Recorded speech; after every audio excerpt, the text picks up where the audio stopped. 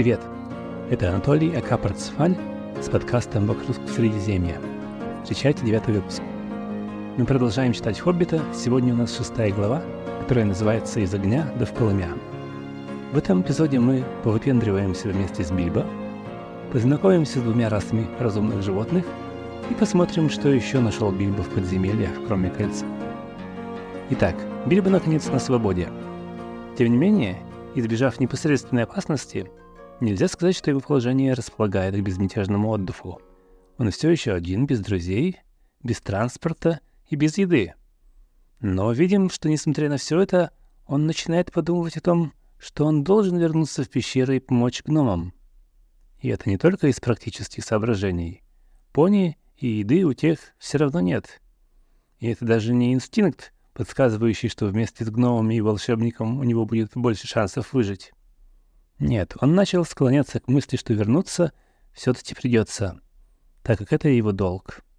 И, конечно же, это решение не далось ему просто, потому что в ужасное подземелье ему возвращаться очень не хотелось. И когда он принял его, он почувствовал себя самым несчастным хоббитом на свете. И это очень важное наблюдение. Ведь герои древних эпосов, как правило, не способны испытывать страх. Современному же человеку трудно представить себя внутри такого общества. Он поймет, что он там просто не выживет. Да и не сможет он отождествить себя с этими героями. Их стиль мышления ему очень далек. Однако Бильбо опять является для нас связующим звеном между нашими мирами. Ему ведом страх, но он обретает и мужество. Это мужество нравственное, а не героическое, и является не врожденной чертой характера, а итогом борьбы со страхом. В итоге нравственная ценность этого мужества ставит его выше традиционного героического. Кстати, интересно сравнить трудное решение нашего хоббита вернуться и попытаться спасти своих товарищей с отношением гномов, живущих в героической парадигме. Они вовсе не горят желанием возвращаться за Бильбо. В каком-то смысле их можно понять. Он является для них бесполезной обузой, которую их заставили взять с собой. Они видят, что он принадлежит к другому миру, поэтому им сложно снизойти к нему. Это Бильбо старается подняться на их уровень, соответствовать их ожиданиям. И именно здесь к нему приходит на помощь его неожиданная находка — кольцо. Пока что кольцо не нагружено таким негативным смыслом, которое оно получает в «Властелине колец». Здесь оно всего лишь обычное волшебное колечко, дающее его владельцу невидимость. Полезный артефакт, который может помочь Бильбо найти уважение в глазах гномов, незаметно проскользнув мимо их патруля и рассказав свою историю спасения, конечно же, приукрасив ее. И надо признать, что после всего случившегося репутация первоклассного грабителя прочно укрепилась за хоббитом. Если прежде, несмотря на все заверения Гэндальфа, гномы сомневались в его профессиональных качествах, то теперь сомнения развеялись. Таким образом, внезапное появление Бильбо становится в своем роде новым началом его отношений с гномами. И выражением этого служит то, как Балин снова представляется Бильбо, предлагая свои услуги, как бы признавая тем самым его вновь открывшуюся ценность, как соратника. Конечно же, это не делает его равным гномам автоматически, и мы увидим это еще до конца сегодняшней главы, но теперь, во всяком случае, гномы уже не смотрят на него, как на бесполезную поклажу, лишь обременяющую их. Поэтому, когда Бильбо угрожает серьезная опасность, Толин уже по-другому оценивает его ценность для компании. Если мы ничего не предпримем, его съедят. И приказывает: «А ну-ка, Дори, немедленно подай руку господину Бэггинсу». А что же, собственно, случилось? Выражаясь словами самого Бильбо, они попали от гоблинов да прямо волку в пасть. И эти слова, по заверению автора, видоизменившись, позже стали поговоркой «из огня да в полымя». А если серьезно, наша компания просто опять оказалась не в том месте и не в то время. Гоблины с варгами задумали рейд на поселение людей неподалеку и приняли гномов за лазутчиков, которые могут помешать их неожиданному появлению там. Естественно, жизни наших героев оказываются в опасности, и они вынуждены спасаться от врагов на деревьях. Низкий рост Бильбо и отсутствие у него навыков древолазания чуть не сократили вдвое его продолжительность жизни, а нас чуть не лишили замечательной истории. Но благодаря Дори хоббит тоже оказывается на огромной сосне. Но давайте немного отвлечемся от сюжета и посмотрим повнимательнее на опасность, которая угрожает Бильбо и гномам. И, наверное, Гэндальфу, хоть он и волшебник. Кто такие гоблины, мы уже знаем. Но что такое варди и откуда они взялись? В письме к Джину Волфу, обратите внимание на говорящую фамилию, Толкин объясняет: с вардом все просто. Это старое слово, которое значит «волк». А помимо этого, человек вне закона, беглый преступник. Таково его обычное значение в дошедших до нас текстах. Я позаимствовал это слово, так как его звучание хорошо подходит к смыслу, и назвал варгами своих демонических волков. Несмотря на то, что обычные волки довольно часто фигурируют в сказках и легендах разных народов мира, когда Толкин вводит в «Хоббита» образ племени варгов, он не заимствует практически ничего из литературной традиции древних мифов, используя только свое воображение и филологические познания о двойном смысле слова «варг» в древненемецком языке. Итак, варги — это не просто волки, которых гоблины используют для верховой езды. Они разумные твари, у которых есть язык. Тем не менее, если сравнивать с гоблинами, они более дикие. Но это вовсе не обязательно характеризует гоблинов с хорошей стороны. Мы помним из описания гоблинов, что они имеют достаточно развитую, так сказать, цивилизацию. Только вот развитость и цивилизация у Толкина, как мы помним, очень часто означают отрицательные вещи.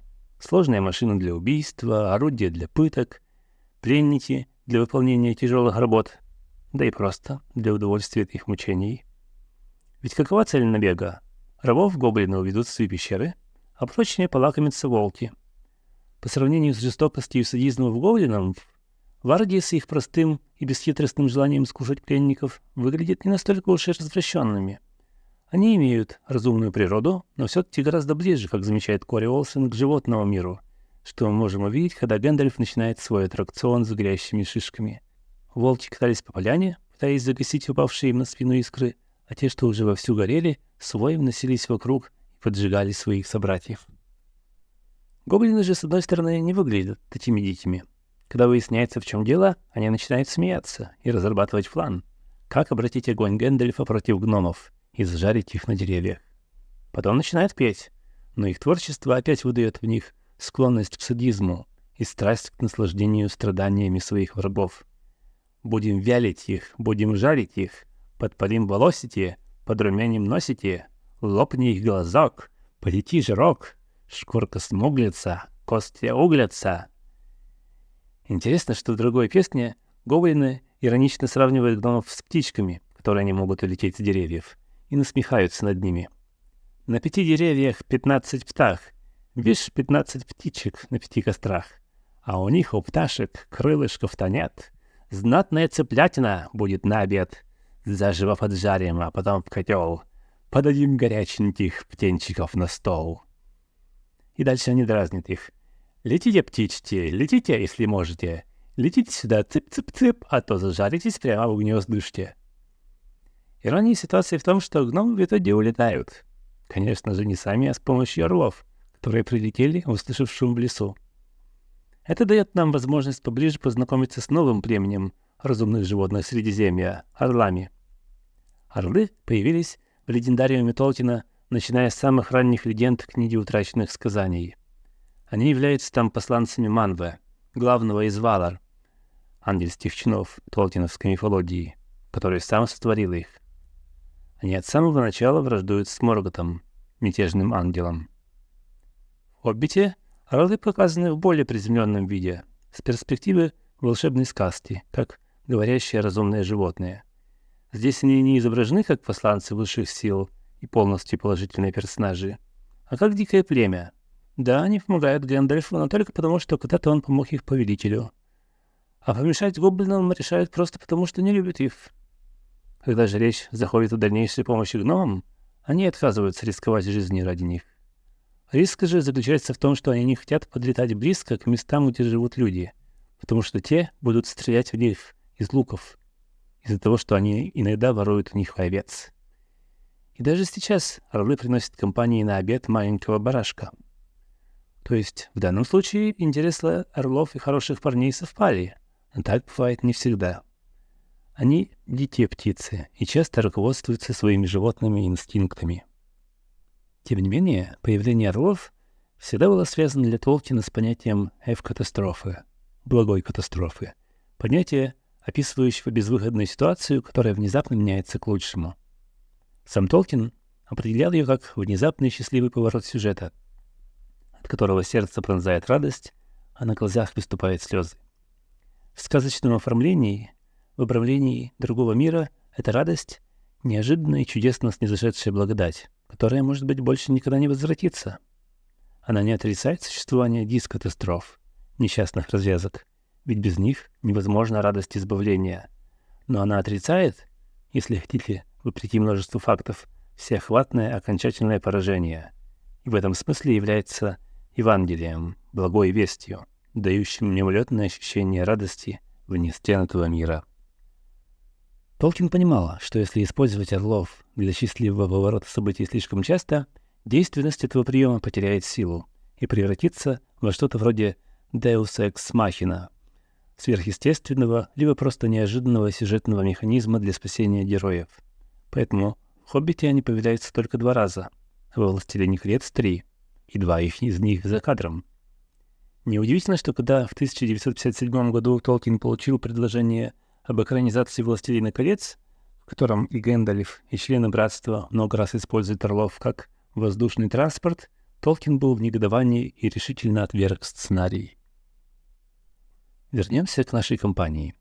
После сытного ужина, свернувшись калачиком на жестких камнях, Бильбо заснул. И заснул так крепко, как ему еще ни разу не удавалось заснуть дома на мягкой перине. И все же всю ночь ему снилась родная норка. Он бродил из комнаты в комнату, что-то искал и никак не мог вспомнить, что же, собственно, ищет. Здесь мы видим описание еще одного сновидения Бильбо. Но в этот раз Толкин не объясняет нам значение этого сна, и существуют его разные истолкования. Одно из них гласит, что после того, как в пещерах Бильбо вынужден был действовать самостоятельно, не полагаясь ни на кого, его токолская природа берет верх над бэддинсовской. Мглистые горы становятся для него своеобразным водоразделом, и, оказавшись по ту сторону, в этих землях, он понемногу забывает о своих бэддинсовских привычках. Подсознательно он чувствует, что он уже не тот домашний хоббит, который прежде всего ценил уют своего дома.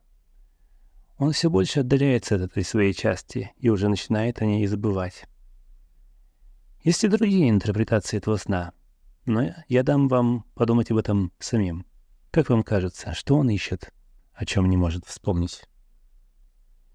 Итак, наши герои счастливо спаслись, как из огня, так и из полымя. А в следующей главе мы сможем сказать «Привет, медведь!», узнаем, как вести дипломатические беседы с оборотнями и сходим на урок по географии лихолесья. А пока что с вами был Анатолий А.К. Парцефаль на прямой связи с другой стороны мглистых гор. Свои мысли, пожелания и вопросы вы можете, как обычно, присылать на адрес email info@tolkienblog, а также в комментариях на YouTube, Spotify и в других социальных сетях. Я буду рад получить их. Подписывайтесь на каналы, ставьте лайки. Это займет всего лишь пару секунд, но будет важно для того, чтобы больше людей узнали об этом подкасте. Ваня Сулия. Попутного ветра.